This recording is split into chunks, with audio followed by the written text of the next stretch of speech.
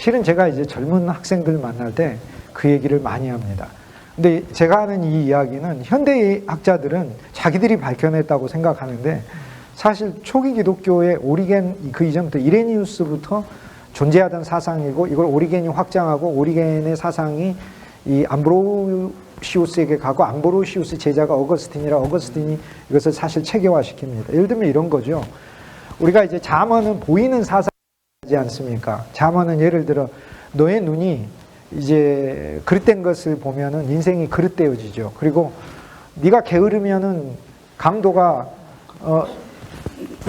찾아오는 것처럼 그렇게 빈궁이 금방 찾아오게 되죠. 그래서 잠언은 하나님이 우리 세계에 가시 세계에 두신 원리를 설명해 주고 있어요. 그러니까 어쨌든 간에 우리가 하는 일들에 대하여 창세기 3장에 땅은 저주를 받아 계속 땅은 우리를 회방하잖아요. 가시와 엉겅퀴를 내지만, 그러나 밀턴의 신라곤의 가장 마지막 장면에 천사 가브리엘이 에덴 동산을 떠나며 낙원을 잃어버려서 실낙원하는 아담과 하울을 향해 해주는 이야기가 신라곤의 가장 마지막 장면의 그 대사인데요. 너무나 감동적 대사예요. 아담과 하와여, 실망하지 말라. 그대는 에덴 동산을 잃은 것이 아니니라. 하나님은 에덴을 그대의 눈이 여호와 하나님과 맞추는 그 자리에서 다시 만드시리라. 이러고 신라곤이 끝나요. 그래서 창세기 3장에 뭐라고 해줘요? 땅은 가시와 엉겅퀴를 내나 그러나 너는 수고하여 소산을 얻으리라 라고 하나님 축복해 주잖아요. 얼마나 감사해요. 그러니까 그 뱀은 우리가 수고한 것에 대하여 축복을 못 얻게 하고, 뱀은 오히려 우리를 크게 곤란에 빠뜨리게 돼요. 인생이 제일 불행한 게 내가 수고했는데 그 대가가 없을 때 얼마나 힘들고 마음이 아파요. 그렇잖아요. 그러나 하나님은 창세기 3장에 인간에게 오셔서 네가 수고하면 반드시 땀을 흘리면 대가를 주는 그 원리를 우리에게 선포해 주셔요. 이게 하나님의 놀라운 그분의 긍휼이세요. 그런데 그리스도가 오셔서는 우리가 기대하지 않은 것까지 얻게 되는 걸 은혜라고 부르죠. 은혜란 내가 노력해서 번 걸 은혜라고 절대 부르지 않습니다. 은혜란 건 5시에 들어왔는데 어떻게 하루 일당 10만 원을 주냐고요. 그걸 은혜라고 부르는 거예요.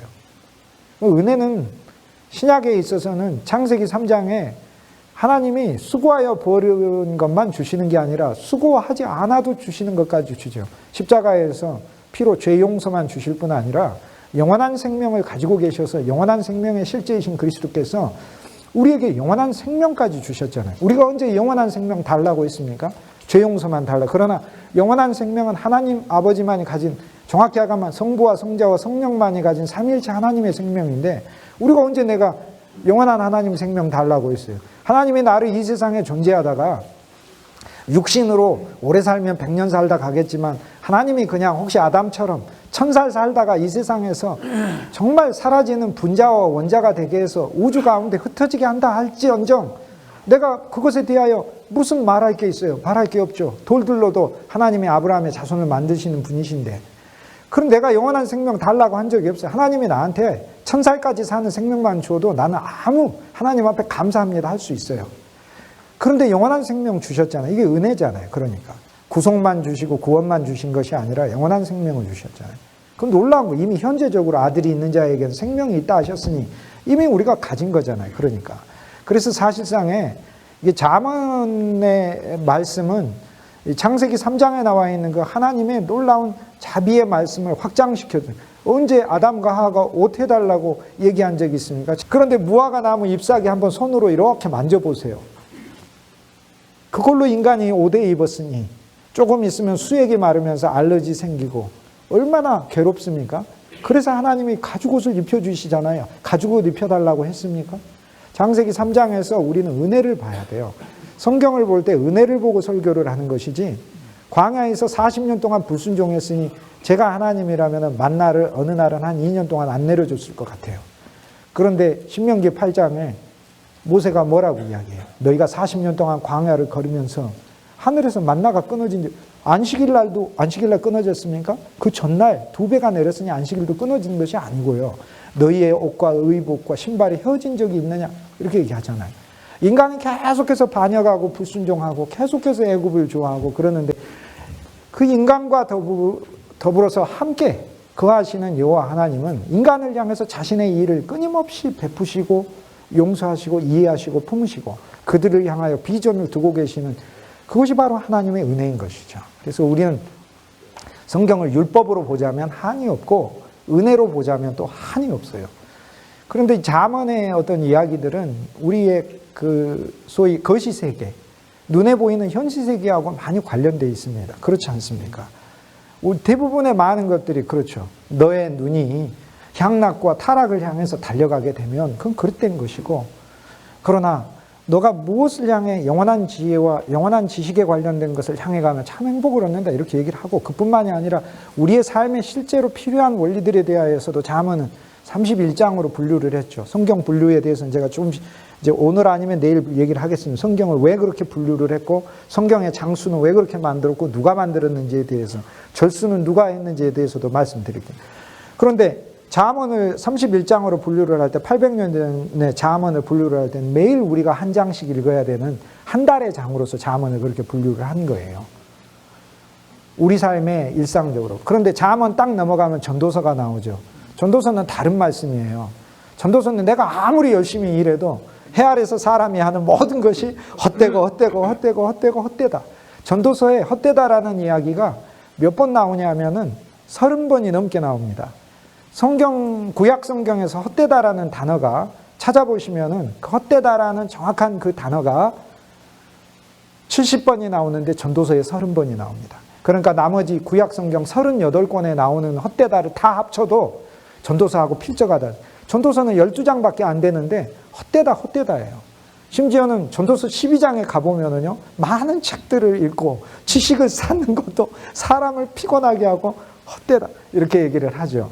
전도서가 말하는 원리는 열심히 하면은 노력해지는 원리가 아닙니다. 이건 하나님이 가시세계의 원리와 보이지 않는 미시세계의 원리를 우리 삶 안에다 뒀다는 걸 이야기해요. 그러니까 한 면에서요, 저는 진짜 열심히 노력했는데 노력한 결과를 하나님 주시더라고요.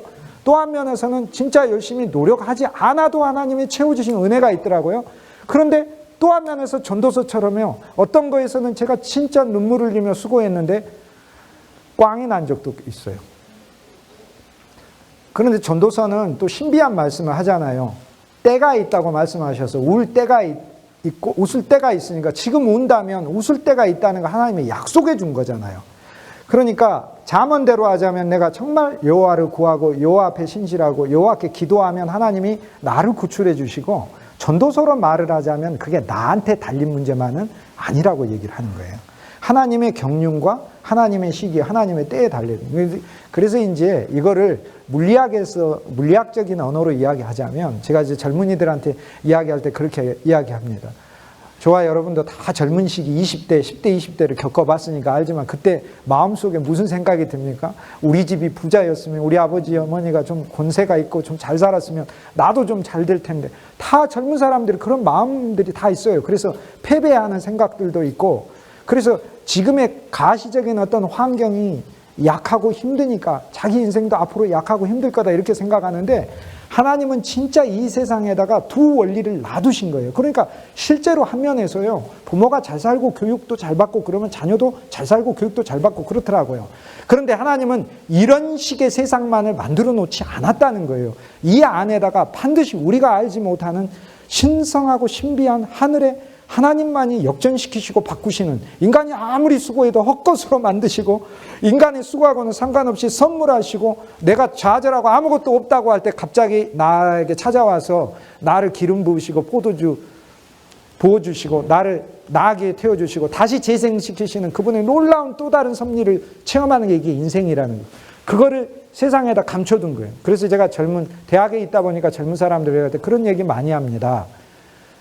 열심히 아르바이트나 이런 거 할 때 일해라. 교회에서 정말 충성되게 일해라. 예배 드리면은 다 나갈 때 뒤에서부터 앞에서부터 해가지고 주보 남은 거, 쓰레기 남은 거, 혹시 컵 남은 거 있으면 전부 다 담아가지고 다 갖고 가라. 제가 수업 시간마다 그거 얘기합니다. 그거 하면 그거 이용해가지고 직장이나 교회에서나 아주 힘들게 하는 목사님도 있다. 그런데 하나님은 그런 목사님만 두지 않았다. 그거를 눈여겨보고 너를 후원하고 지원하고 일생 동안 너를 사랑해줄 주님의 신실한 종들도 곳곳에다가 하나님은 많이 뒀다. 일반 학생들도 그래요. 네가 아르바이트 열심히 하고 그러면 열심히 하는 거 가지고 이용하는 사람만 하나님이 이 세상에 둔 것이 아니다. 이용하죠. 물론 이용당하죠. 난 열심히 일했는데 그 이용하죠. 임금도 주지도 않고. 그런데 하나님은 이런 가시세계의 원리만 주신 것이 아니라 반드시 그 일하는 사람을 눈여겨보고 그가 상상하지도 못한 것을 열어주는 하나님의 은혜와 긍휼의 어떤 원리가 우리 삶 속에서 작용하도록 만들어 두었다는 거예요. 그러니까 이게 굉장히 신비한 원리인데 우리 몸도 마찬가지입니다. 내가 달리기를 하면 저하고 여러분하고 달리기 하면 젊은 분들이 저보다 연세가 많으신 분들보다는 제가 조금이라도 빨리 달릴 수는 있겠죠. 그게 내 속도인가? 그렇죠. 내 육체의 속도는 내가 빨리 뛰면 12초 아니면 15초, 17초 이거에 뛰겠죠. 그런데 그게 진짜 인간의 속도인가? 진짜 인간의 속도는 내가 달리기 하는 속도인가? 아니에요. 내 피의 속도가 달리기 속도보다 더 중요해요.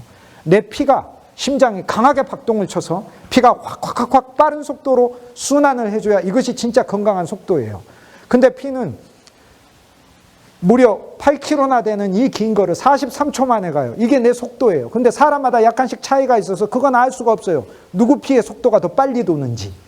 그건 알 수 없어요. 그건 보이지 않는 거니까. 그러니까 이게 내 보이지 않는 속도, 이 보이지 않는 속도가 진짜 내 건강을 달리기 잘해서 빠른 사람이 건강할 것 같지만 보이지 않는 피의 속도가 그 사람의 참 건강을 나타내 주는 거죠. 그런데 그 보이지 않는 속도가 더 현대 양자 물리학이 얘기한 가시세계의 속도가 있어요. 모든 것은 다 원자로 만들어졌어요. 다 원자입니다. 이것도 원자. 우리 사람도 실제로는 원자죠. 물질로 하자면 원자죠. 다. 70%가 물이라고 하니까 제일 많은 게 H2O가 제일 많지 않습니까? H2O 있죠, 인 있죠, 나트륨 있죠, 철 있죠. 이런 게 다 합쳐져 가지고 우리 사람이라는 거. 물질적으로 얘기하면 이렇게 된 거. 그런데 그 코에 하나님 생기를 불어넣어서 본질이 하나님의 생명이 우리 인간의 본질이 되어서 우리가 그렇게 있는 거지. 그걸 빼버리고 흙에서 왔으니 흙으로 간다라는 하나님의 원칙대로만 이야기하면 전부 다 보이는 원자인 거예요. 근데 그 원자는 원자 속에 원자 핵이 있고 원자 주변을 전자가 돌고 있는데 그 전자가 1초에 3000km씩 돕니다. 그러면 손으로 바람을 막 일으켜도 이게 에너지가 나오는데 우리 속에 전자가 우리 몸에 있는 원자의 숫자, 지구상에 있는 모래의 숫자, 하늘에 있는 온 우주에 있는 별의 숫자가 세 개가 같아요. 쉽게 해서 무한대입니다. 별의 숫자는 최근에 양자 물리학이 10조승의 10조승이라고. 10조승의 10조승. 그럼 숫자로 이야기를 할 수 없는 거예요. 별의 숫자가. 모래의 숫자 어떻게, 모래의 숫자 바로 그 숫자. 그런데 내 몸에 원자의 숫자가 바로 그 숫자입니다. 그러니까 쉽게 얘기해서 나도 작은 우주고 지구도 우주이고 온 우주도 우주인 거예요. 이거 하나님의 신비예요. 정확하게 우리에게 놓여져 있는. 그런데 그 원자 주위의 전자가 1초에 3000km씩 돌면서 만들어내는 에너지가 나라는 존재가 흩어지지 않게 이렇게 모여있게 만들어 놓은 거예요. 하나님이 이게 하나님의 원리예요. 이거예요. 보이지 않는 원리예요. 그러니까 우리 존재라는 것 자체가 보이지 않는 원리에 의해서 지금 내가 돌아가는 거예요. 이 보이지 않는 원리를 나는 나의 의지로도 할 수 없어요. 우리가 인간적으로 어떤 의지로 내가 이렇게 옮길 수 있으니까 자기가 어떤 굉장한 의지를 가진 사람이고 능력을 가진 사람을 생각하지만 정확히 내가 존재하는 데 있어서 내 의지를 내가 어떻게 못해. 여러분이 의지로 소화를 잘 시킬 수 있습니까? 소화 못 시킵니다. 여러분 의지로 오늘 내 심장을 10분만 쉬어라 할 수 있나요? 안 됩니다. 심장 보고 너 그동안 평생 수고했는데 오늘 저녁엔 수련회 왔으니까 너도 쉬고 나도 쉬자. 한번 해보세요. 안 됩니다. 그건 내 의지로도 안 되는 겁니다. 피를 이쪽으로 항상 방향으로 돌았는데 이번에는 심장에 나오는 피의 방향을 한번 바꿔보자. 안 됩니다. 내 안에는 나도 모르게 어떤 원리가 돌아가게 해서 하나님은 나를 존재로 사용하게 한다는 거죠. 그게 이제 초대교회에서 쉽게 얘기해서 영혼과 시간에 대한 관점입니다. 그러니까 우리는 직선적인 시간관을 가지고 있어서 직선적으로 모든 것을 생각을 하잖아요. 그런데 예수님이라는 분은 시간을 원래 초월하여 과거, 현재, 미래가 아니라 이렇게 시간 속에 들어오셨는데 본래 그분은 과거, 현재, 미래가 아니라 시간 바깥에서 과거, 현재, 미래를 현재적으로 항상 보고 계시는 분이셔요. 그러니까 차원을 뛰어넘는 분입니다. 예를 들어서 우리가 이제 점과 선을 1차원이라고 그러는데 2차원은 면을 2차원이라고 그러죠. 근데 1차원하고 2차원 차이는요. 1차원이 아닌 게 2차원입니다. 1차원은 선이에요. 그런데 2차원은 면이죠. 그렇다면은 1차원은 2차원하고 다를 수밖에 없고 1차원이 아닌 게 2차원. 1차원 아닌 것을 봐야 2차원인 거죠. 선 아닌 것을 봐야 2차원이 되는 거예요. 3차원은 입체지 않습니까? 그러니까 2차원 아닌 것을 볼 수 있어야 면이 아니라 거기에서 살아있는 어떤 실제를 볼 수 있어야 3차원을 본다는 거예요. 그러면 하나님은 3차원적인 시간의 존재를 뛰어넘으시는 분이시니까 하나님에게 있어서는 과거, 현재, 미래라는 게 사실 의미가 없어요. 제가 읽은 책 중에 이런 책이 있어요. 굉장히 아주 유명한 그 기독교 영성가예요. 그분 이름은 얘기하지 않을게요. 왜냐하면 그 얘기가 그렇게 맞는 얘기가 아니기 때문에. 그 내용에 보면 이런 게 있어요. 요한복음 13장에 예수님께서 베드로의 발을 씻겼는데 그 다음날 베드로가 도망갈 거를 알고 발을 씻기셨다. 얼마나 사랑의 예수님이냐. 이렇게 얘기를 해요. 그렇지 않습니까? 너무 놀라운 이야기예요. 그러면서 예수님은 너무 사랑의 예수님이다. 이렇게 적어요. 근데요. 이분은 시간만 알지 영원의 예수님을 모르는 거예요. 예수님에게는요. 베드로의 그 발은요. 그 다음날 도망갈 발만이 아니에요. 이 발은요. 예수님이 못 간 로마뿐만 아니라 전 세계를 다니며 복음 전할 발이에요. 이 발은요. 거꾸로에 못 박힐 발이에요. 예수님이 눈으로 보는 것은요. 지금 그 다음날 일어날 것만 보는 게 아니에요. 예수님은.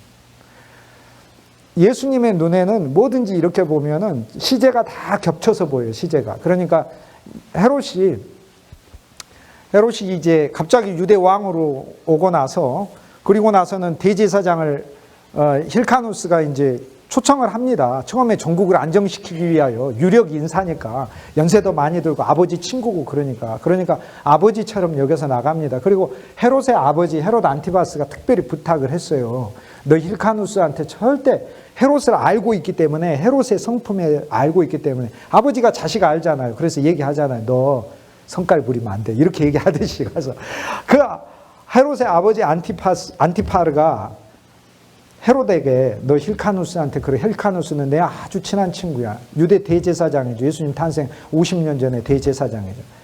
그래서 잘해야 돼. 그래서 힐카누스가 쫓겨났지만 다시 모셔옵니다. 그런데 안 오기를 바랬는데 온다고 하니까 힐카누스는 또 마음이 연세가 많고 착해가지고 헤롯이 말이야 나를 다시 대제사장으로 복위시키는데 큰 공을 세우고 또 나를 또 꼭 오라고 한다고 해가지고 와요. 실은 헤롯의 마음은 오십시오 얘기는 하지만 속으로는 안 왔으면 좋겠는데 이렇게 얘기하는 거예요. 그러나 왔죠. 그렇게 와가지고 결국에는 힐카누스를 그 뒤로 얼마 되지 않아서 암살시켜서 죽이고 힐카누스의 그 아들도 죽이고 그와 연관된 그의 친척들을 다 죽이고 그래서 하스몬 시므온 마카비로부터 이어지는 유대 레이지파의 대제사장 혈족이 멸망을 당하고 일반 레이지파 사람들 중에서 평민 출신을 쓰기 시작을 합니다. 그래서 대제사장으로 임명을 하죠. 그렇게 대제사장으로 임명을 하다가 헤롯이 이제 죽고 나서는 헤롯의 아들들이 이제 대제사장을 또 임명을 하게 되는데 유대 지역은 헤롯 아켈라오가 헤롯의 아들인 헤롯 아켈라오가 다스렸는데 헤롯 아켈라오라는 아들이 있고 헤롯 빌립이라는 아들이 있고 헤롯 안티바스라는 아들이 있는데 이 세 아들이 아버지의 성격에 한 면씩을 닮았어요. 헤롯 아켈라오는 굉장히 잔인한 걸 닮았고요.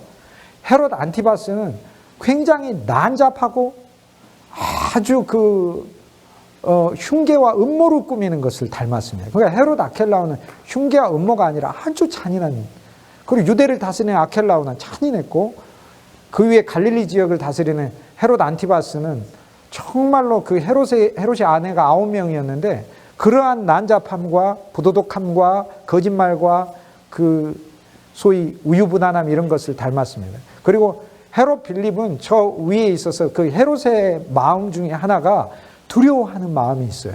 왜요? 유대 왕으로 났는데 자기가 이제 36년 동안 다스렸지. 나이도 80이나 됐지.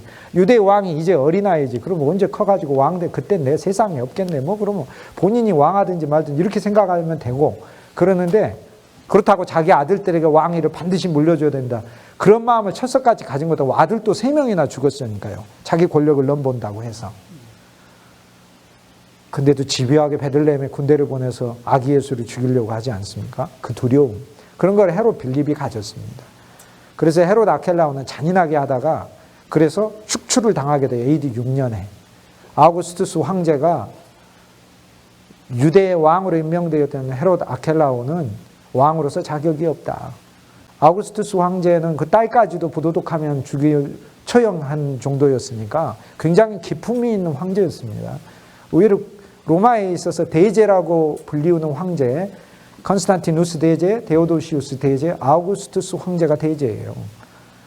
그 아우구스투스는 그래서 그를 가만둬서는 안 되겠다 이렇게 생각을 하게 되는 거예요. 헤롯 아켈라오가 그 이후에 실각하게 됩니다. 점점 인심을 잃고. 그리고 티베리우스가 그 전부터 이 카이사르 직위, 바로 부황제 직위에 있으면서 아켈라오를 틈만 있으면 축출시키려고 했어요.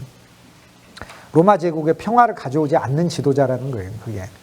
그리고 나서는 유대가 직접적으로 로마의 직할제가 되면서 그래서 총독을 파견하게 됩니다. 그래서 유대는 왕이 아니라 총독이 있게 되고 다른 지역은 계속해서 왕이 로마에 조공바치면서 왕직을 유지하기 때문에 예수님이 십자가에 못 박히신 그 그때 됐을 때 헤롯 안티바스는 왕으로서 여전히 있었고 유대 지역은 아켈라오가 실각하고 나서 로마가 안 되겠다. 유대 지역은 로마의 직할지로 만들어가지고 총독이 다스린다 해가지고 총독이 부임을 하게 됩니다. 그리고 총독이 부임을 하면서는 유대 지역에 있어서는 대제사장을 세워야 되는데 자 이제 로마의 총독이 왔습니다. 근데 대제사장을 세워야 되는데 헤롯하고는 이해관계가 다르죠. 헤롯의 이해관계는 어떤 이해관계냐면 대제사장 중에서 아무 힘없는 사람 그 사람을 이제 세워가지고 자기가 마음대로 해야 되니까 그래서 이름 없는 가문 중에서 대제사장을 세워요. 그리고 심지어는 대제사장은 어디서 나와야 되냐면 레위 지파에서만이 아니라 레위 지파에서 아론의 후손으로부터 나와야 된다. 나답과 아비후가 죽고 나서 이따말과 엘르아자를 통해 가지고 제사장이 나와야 된단 말이에요.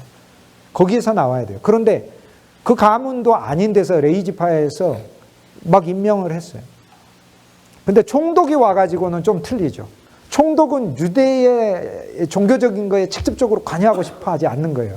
그러니까 어떤 대제사장이 사람들을 좀 통솔할 수 있는 대제사장이었으면 좋겠어. 무명이 아니라. 그런데 권력이나 이런 것들에 대한 것은 좀 야심은 로마를 향해서는 안 부렸으면 하고 그렇지만 사람들에게 영향력을 일삼을 수 있는 그런 발휘할 수 있는 그런 사람을 찾다 보니까 레위 지파 사람들 중에서 제일 큰 부자가 있었어요. 그 부자가 안나스예요, 안나스. 그래서 안나스를 예수님이 사역 시작하기 전부터 AD 15년경 전부터 안나스를 유대의 대제사장으로 임명합니다. 그런데 레위 족속이었던 안나스가 대제사장이 됐다는 이야기는 우리가 레위 지파가 본래 구약의 말씀대로 하자면은 예를 들어 누가복음 1장에 사가랴 같이 이렇게 신실한 의롭고 하나님 앞에 계명과 규례에 흠이 없는 제사장이었다. 이런 정도면 그건 가난할 수밖에 없는 거예요. 그게.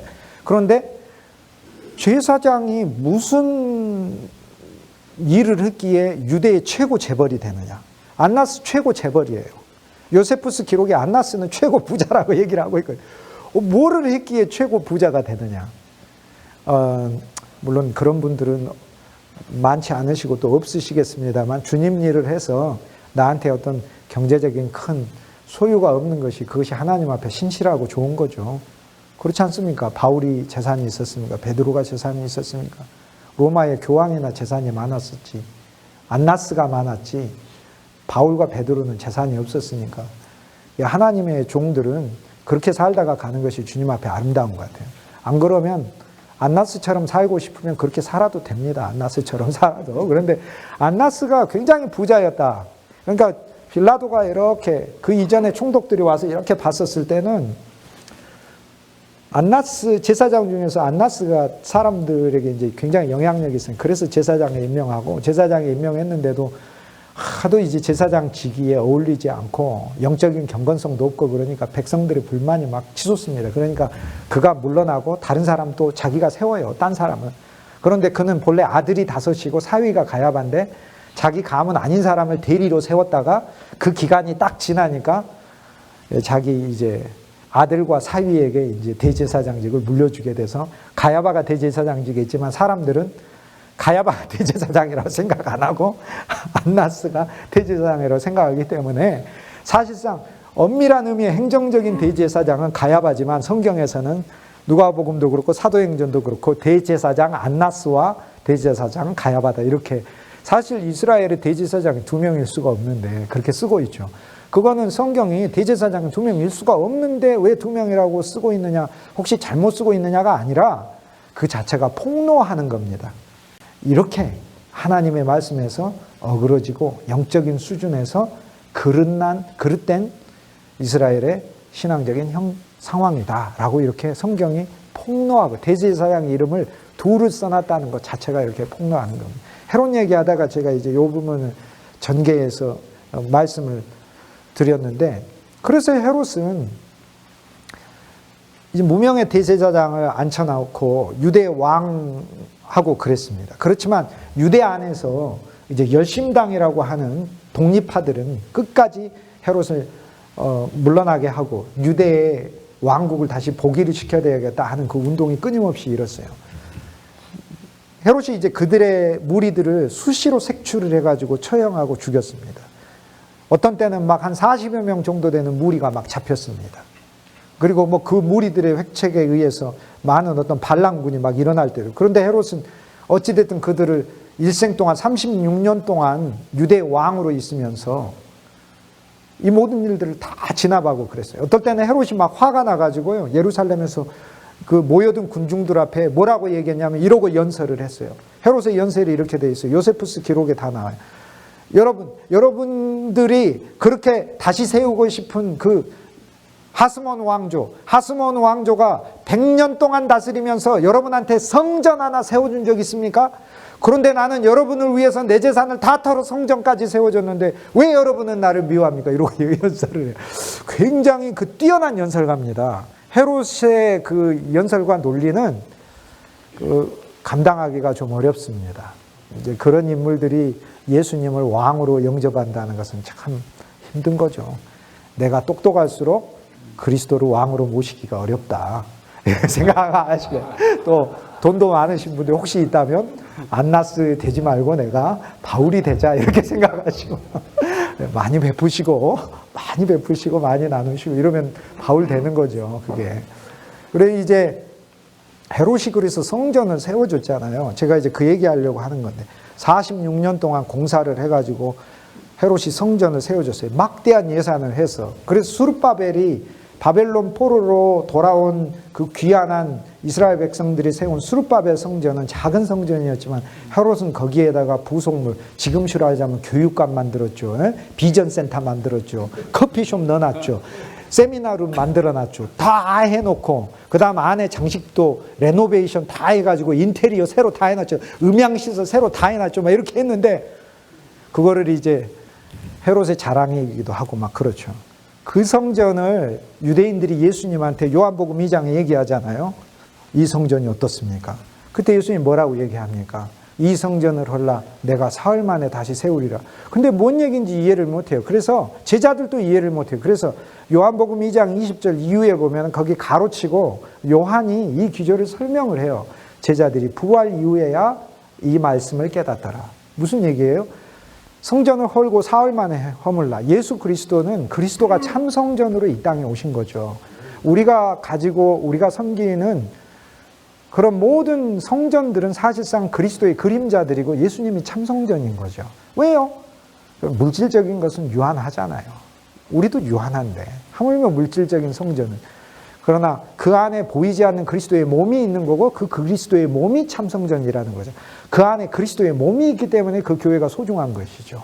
그 그리스도의 몸이 보이지 않는 영원한 성전이. 그런데 그 그리스도의 몸이 예수님이 혼자였을 때는 세상에 머리 둘 곳이 없어서 그 혼자의 몸이 십자가에서 매달리시고 사흘 후에 부활하셨으니까 성전이 허물어지고 사흘 만에 다시 살아난 것이고 이제 그 부활의 영이 오순절 성령의 역사를 통해 모든 믿는 자들 속에 들어가게 되므로 그리스도의 몸이 더 넓어지고 수많은 이들에게 더 확산되어서 그리스도의 몸이 더 커졌기 때문에 이제 우리도 그리스도와 함께 죽었고 그리스도의 장사지냄 안에 사흘을 지나고 나서 그리스도의 부활 안에 새롭게 살아났기 때문에 하나님의 교회가 이제 우리 안에서도 이미 옛것이 허물어졌고 그리스도의 새 몸인 사흘의 몸, 부활의 몸으로서 우리의 교회가 존재하고 있다고 그 말씀을 요한이 그렇게 풀이를 하는 거예요. 근데 이거를 영적인 풀이하고 떠나서 예수님의 시각으로 이 성전을 이렇게 바라봤을 땐 예수님 눈에는 영원을 보시는 눈이기 때문에 예수님 눈에는요, 그 성전이 지금 헤롯이 세운 46년 성전만 보이는 게 아니에요. 예수님 눈에는 처음에 애당초 아브라함이 이삭을 바친 모리아산 언덕부터 보여요. 모리아산 언덕. 지금 아브라함 이삭을 바치는 것도 예수님 눈에는 현재로 보여요. 이렇게 보면 아브라함 이삭을 바치는 현재가 보이고, 이렇게 하면 거기에 다윗이 인구조사를 해서 오르난의 타작마당이잖아요. 그 자리가 오르난이 소유해가지고 타작마당으로 썼잖아요. 영적인 의미가, 성전은 어떤 곳입니까? 하나님이 원하시는 게 타작마당이 되기를 원하는 거예요. 우리 쭉정이가 벗겨지고 우리가 알곡이 되어 하나님의 곳간에 채워지기를 하나님 원하시고, 그게 성전이라는 거예요. 그래서 다윗이 오르난의 타작마당에 오를 때도 하나님의 역사를 한번 이렇게 보시면 그게 하나님 눈에 현재로 보여요. 예수님 눈에는 이게 다 동시적으로 보여요. 그리고 예수님 눈에는 솔로몬이 성전을 세우고 이런 것도 동시적으로 보여요. 그리고 그 성전이 막 무너지고 느부갓네살이 공격해서 폐허가 된 것도 동시적으로 보이고, 예수님 눈에는 이 돌아와서 스룹바벨이 세운 것까지도 보이고 헤롯이 세운 것도 보이고, 그것만 보이는 게 아니에요. 그로부터 40년이 지나서 티투스가 사실 성전을 부숴버리는, 티투스가 부수는 게 요세푸스에 의하자면 그 전에 열심당이 미리 부숴버렸대요. 왜냐하면 기왕에 이 거룩한 성전이 부서지는데 저들 이방인 손에 부서지게 할 수 없다. 그래가지고 열심당이 자기들 손으로 부쉈답니다. 요세푸스의 기록이 그렇게 돼 있어요. 열심당은 그러고도 남을 사람들이에요. 또 지으면 된다. 그래가지고 더구나 또 헤롯이 지었으니까 이거 부숴버리자 해가지고 그거 부숴버린 거예요. 예수님 눈에는 티투스가 무너지게 한 그 성전도 현재형으로 보여요. 그리고 티투스 성전에 나중에 세워지게 될 주피터 신전도 현재형으로 보이고, 그 주피터 신전이 무너지고 거기에다가 이슬람이 지금 황금 도움 사원을 세운 것까지도 예수님 눈에는 현재형으로 보여요. 거기에 시간을 살고 유한을 살고 물질을 살고 가시세계에 매여 있는 인간이 영원한 성전의 참 주인이시오, 성전 자체이시오, 성전의 실제이신 그리스도에게 인간의 성전을, 헤롯의 성전을 막 자랑하고 있으니 예수님 눈에는 이것이 얼마나 가련하게 보이겠습니까? 그게 예수님의 시각입니다. 이 눈이 그리스도가 가진 시각이라, 그래서 하나님은 어제나 오늘이나 변함없이 동일하다는 영원한 현재이고, 그분에게는 천년이 하루 같고 하루가 천년 같다는 것이 양자 물리학적으로 그분에게는 실제한다는 사실. 우리가 알지 못하는 가운데 전자가 우리 주위에서 1초에 3,000km씩 도르라고 나는 명령을 한 적도 없는데 이게 도르면서 이 입자가 흩어지지 않고 나를 나로 구성시켜서 이렇게 살게 하고 있는 하나님의 신비한 각 사람에게 주신 그 원리에 따라 얼굴의 모양까지 나오는 창조의 신비와 섭리에 의해서 심지어는 나라는 존재 자체도 그렇게 구성되고 있다는 거예요. 이게 그리스도의 눈이에요. 그런데 예수님이 그러면 갈릴리 호수에 베드로를 만났을 때, 여러분이 지금 영혼의 눈을 가지고 안경을 가질 때 우리조차도 가시세계에 안 보이는 거 더 볼 수 있게 되고, 심지어는 비가시 광선까지 쓸 수 있는 안경을 하게 되면 우리 눈으로 시각적으로 볼 수 없는 광선까지 볼 수 있게 되고, 허블 망원경 이상의 망원경 갖게 되면 우리 눈에 육안에 보이지 않는 별들까지도 관측하게 되는데, 하물며 그리스도의 영혼의 안경을 가지고 이렇게 바라보게 되면 사람이 어떻게 보이겠어요? 예수님이 갈릴리 호수에서 베드로를 만났을 때 베드로는 시간 안에 있어서 오늘 물고기가 잡히네 안 잡히네 이러고 있고 그러는데, 예수님이 베드로 봤을 때 한심하게 보이겠어요? 안 그렇습니다.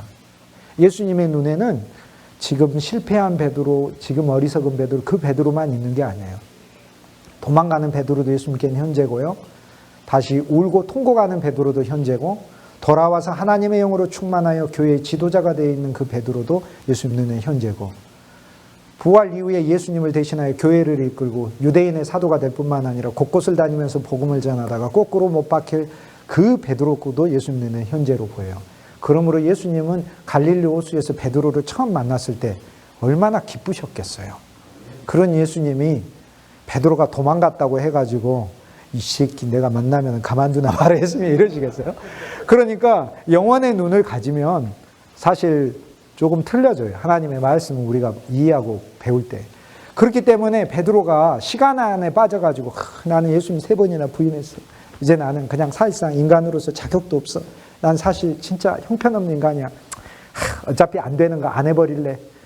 그냥 새롭게 고기 잡으러 이렇게 가야지 하고 가면 베드로가 손해일 수도 있겠죠. 그런데 예수님이 진짜 손해예요.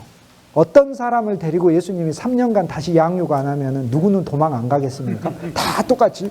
그러니까 예수님이 힘든 거예요. 예수님이 또 다시 그러면 갈릴리 가셔가지고 또 제자를 12명을 뽑아가지고 또 가르쳐가지고 또 십자가에 또 맞박히셔야 되겠어요. 예수님이. 다 똑같아요. 그래서 실은 예수님 베드로를 찾아갈 때 물론 이제 영혼의 시각을 가져서 돌아올 베드로를 아시니까 그러지만 시간 안에서 말을 하자면 아쉬운 쪽은 베드로가 아니라 예수님이 아쉬운 거예요. 베드로가 실망하면 안 되는데 나를 배반했다고 여기서 완전히 안 믿는다고 그러면 어떡하지? 이러면 안 돼. 물론 그리스도는 영혼 안에 계신 분이시라 아시니까 그러죠. 시간으로 말을 하자면 그게 주님의 마음이라는 거예요. 근데 이것이 바로 성경이 말하는 영혼의 개념이에요. 그런데 이 영혼의 개념이 우리가 말하는 영원한 생명, 영원한 구속, 영원한 구원, 영원한 성전, 그 영혼의 개념이에요. 그래서 시간의 연장이 아니에요.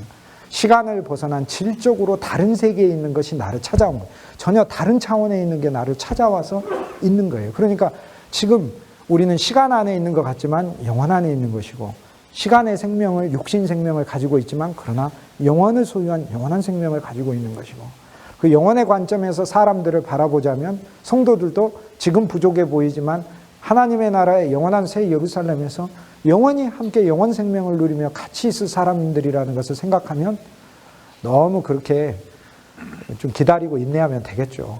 주님이 다 변화시킬 것을 믿고 기대하면, 긍휼의 마음으로 바라보면은, 그리고 예수님이 와서 해도 3년 이상 걸리셨어요. 그런데 우리가 하는데 뭐를 석 달 만에 바꾸시려고 그러고 하시고, 그거는 교만한 것이죠.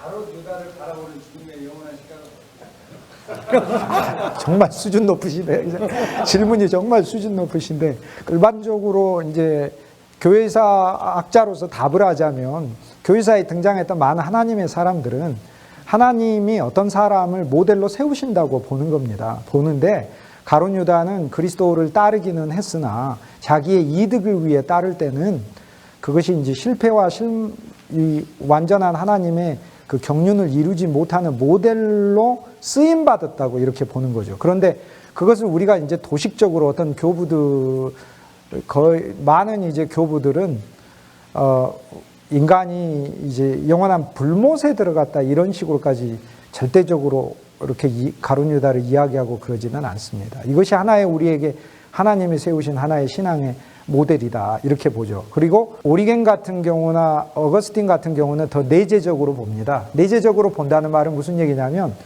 가룟 유다가 따로 있는 게 아니고요. 가룟 유다가 내 안에 있는 나의 옛사람의 마음으로 봅니다. 그러니까 나의 옛사람이 예수님을 싫어하는 것뿐만이 아니라요, 나의 옛사람이 예수님을 믿으려고도 합니다. 그런데 뭘로 믿으려고 합니까? 자기 이득과 자기 목적과 자기 성공을 위해 믿으려고 하죠. 그래서 가룟 유다의 이야기를 내재적으로 적용한다라는 말씀을 이제 이해가 가시죠. 그래서 우리 안에 있는 가룟 유다의 성품이 나가야 하는 것이다라고 하나님의 말씀을 적용을 합니다. 그렇기 때문에 가룟 유다를 이제 교회 안에서 누가 가룟 유다냐 이렇게 찾으려고 하면 그 교회 그냥 분열됩니다. 왜냐하면 오늘 이 사람이 가룟 유다 같아도 나중 베드로가 되는 경우도 많고요. 지금 베드로 같은데 혹시 그런 얘기 들어보셨습니까? 이민 목회할 때 공항에 마중 나오는 사람이 나중에 목사 쫓아내는 사람이란 그런 얘기 된다는 얘기들. 그래서 오늘 아주 충성스러운 사람 같은데 언제 바뀌고, 그래서 저도 사람 잘 안 믿습니다. 사람 진짜 안 믿고, 그런데 사람은 섬기고 사랑하고 긍휼히 여길 대상인 것이지.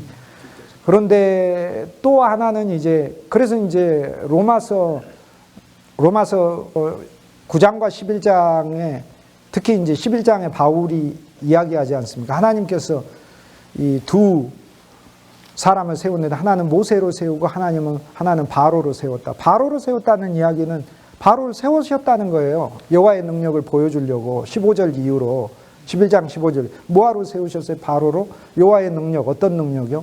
인내하시는 능력. 10번이나 참으셨잖아요.